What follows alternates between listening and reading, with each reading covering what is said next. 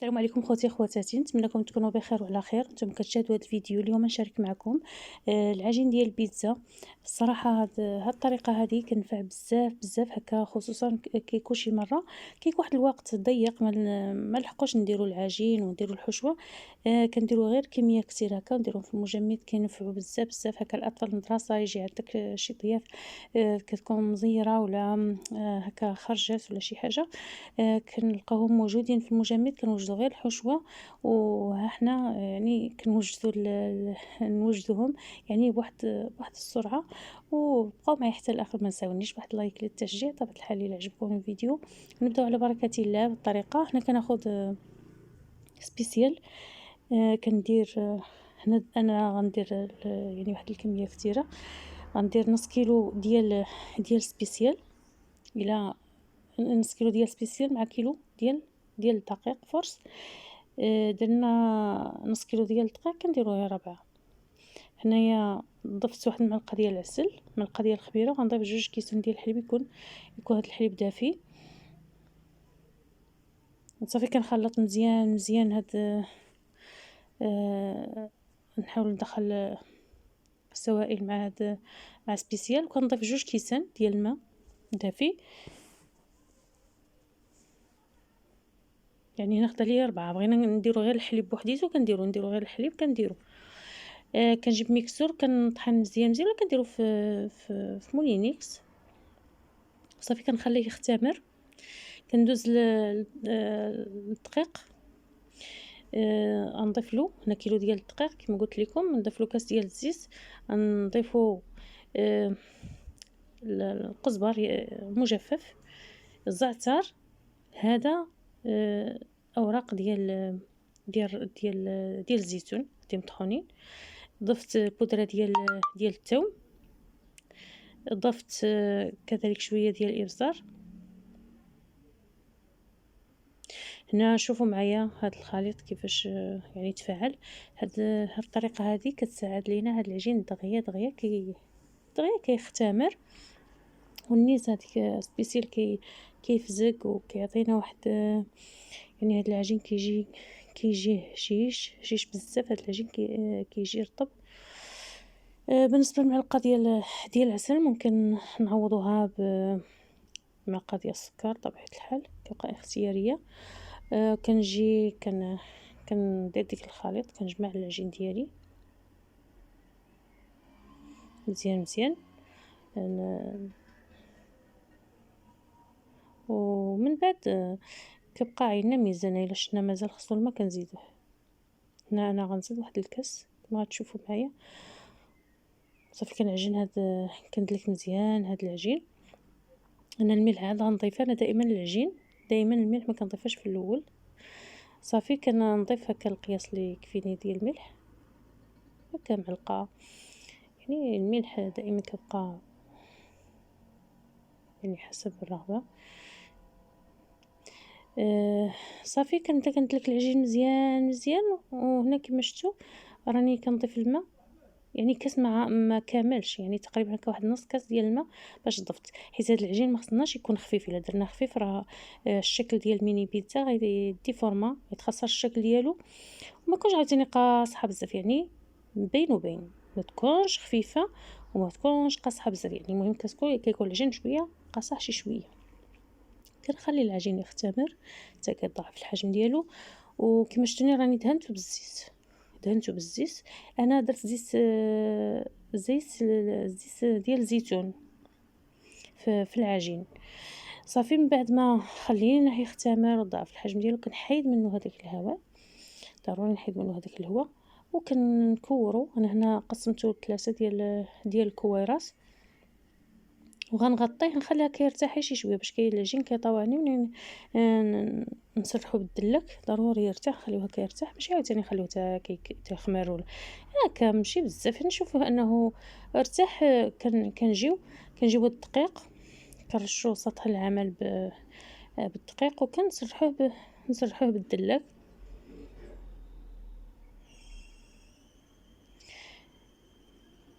دائما كنديروا الدقيق، ولكن ما نكثروش الدقيق بزاف باش ما كيجيوناش هذوك ميني بيتزا كعامرين بالدقيق على الوجه ديالهم. صافي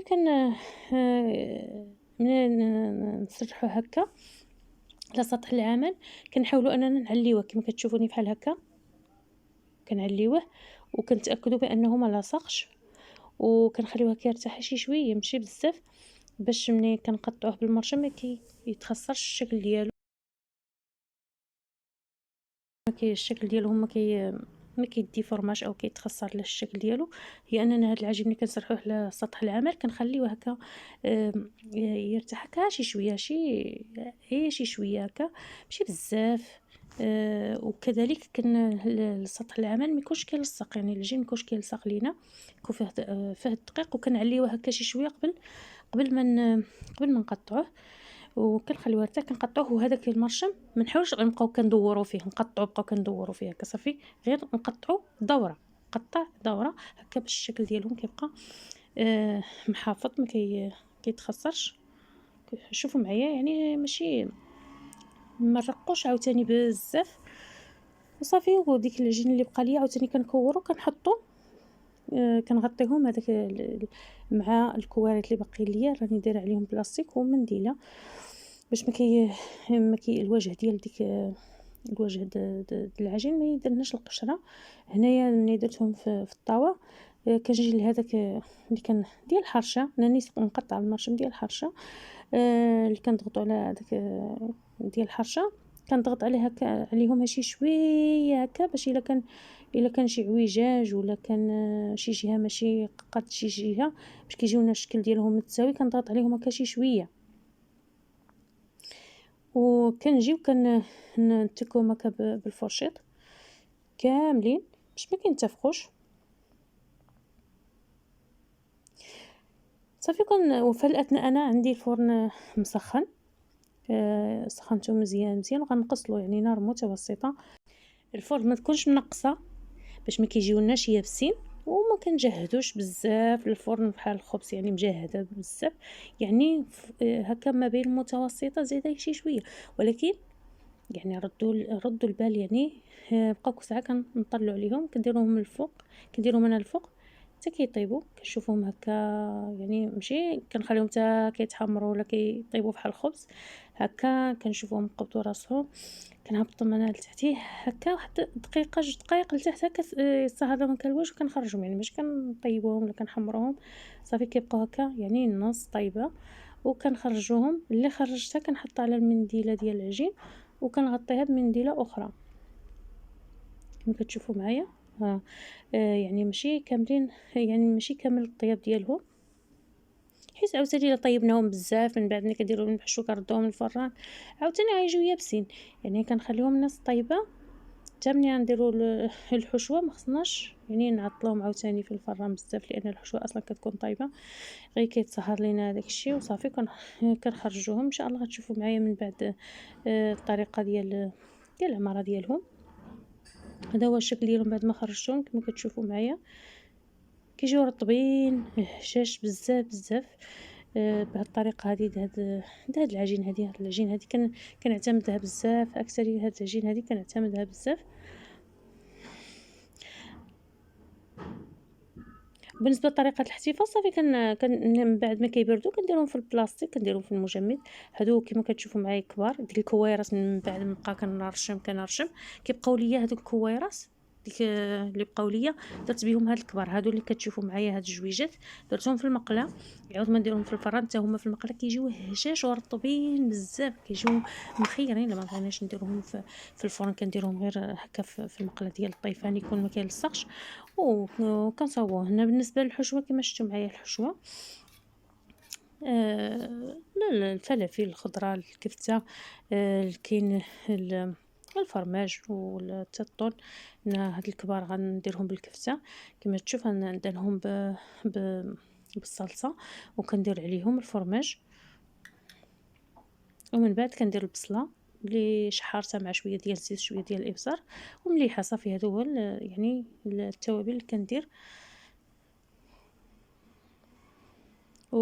وصافي. وكندير عاوتاني الكفته حتى هي مشحره بنفس الطريقه، عاد بغينا نضيفو في الاخر الزعتر كنضيفوه. وبالنسبه للفلافل حتى هي مشحره غير مع بنفس الطريقه كنديروا هاد الفلافل،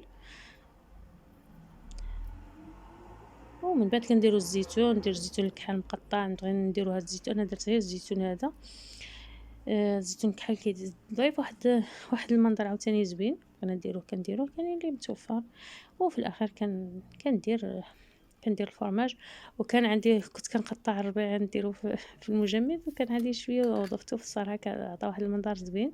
هنا بالنسبة للصغار هاد ميني بيتزا الصغارين تا هُما كندهنهم بالصلصة، هادو عاوتاني الحشوة ديالهم غتكون بسيطة ساهلة بزاف إلا ما كانش عندنا يعني من ما كانش عندنا الدجاج ولا الكفتة ولا شي حاجة، واحد الحشوة بسيطة بزاف. كنديرو البصلة، كنديرو الفلافل، كنديرو كيما غتشوفوا الكريعة، كريعة مشحرة حتى هي كتجي زوينة بزاف، مزيان ندخّلو للأطفال هاكا الخضرة. كنديرو الحوت، أنا الصراحة راني كنت هنا مزروبة من نوجد لولدي نوجدهم لولدي نصيفطهم للمدرسة، وكنزرب راني شي كنشوفو شي ما كنشوفوش، راني نسيت هذاك الحوت، عاد بديت كنحيد هاد الخضرة، وكنرجع كندير الطون، وعاد كنرد الخضرة، يعني نديرو ال الطون، نديرو هاد الخضرة الفلفلة، القرعة، يعني هاد الحشوة هادي بسيطة، يعني ما كانش عندنا شي حاجة، يعني يكون غير الطون، نديرو الطون كيجي رائع. ك كنديرو الزيتون، قلت لكم نديرو الزيتون هذا الأخضر ولا الأسود كيبقى لنا الاختيار.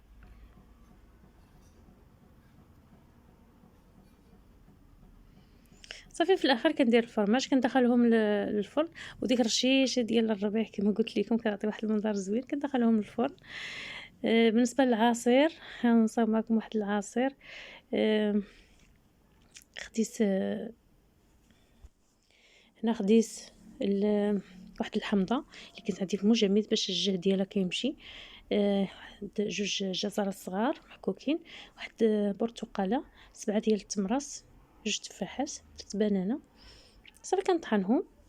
هنا البيتزا ديالي خرجتها من الفرن، كما قلت لكم منعطلوهاش في الفرن، هي شي شويه الفرن كيكون سخون هكا كيف كيتصهدوا لينا هاد المكونات مع ديك الفرماج كيدوب، صافي كنخرجوهم كنديرهم انا الفوق، كنهبطوهم لتحت هكا شي شويه هكا يتصهد الوجه ديالهم كنخرجهم. هذا هو العصير صراحه كيجي رائع، كنحليوه هكا غير بالتمر. حتى إلا بغينا مثلًا نديرو البرتقالة والحمضة في المجمد، وكنخرجوهم كنطحنوهم هكا مع شي بنانة ولا شي تفاحة، راه كيجي واحد العصير منعش كيجي مخيّر.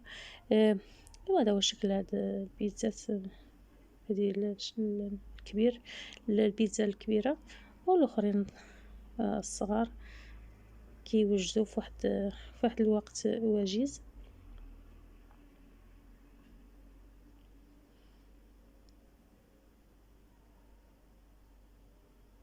هذا هو الشكل النهائي لهاد الوصفات اللي شاركت معكم، نتمنى يعجبوكم. إلى وصفة أخرى إن شاء الله، وما تنسونيش بدعمكم و ولايك للفيديو، وشكرا لكم بزاف بزاف. أستودعكم الله الذي لا تضيع ودائعه، والسلام عليكم ورحمة الله تعالى وبركاته.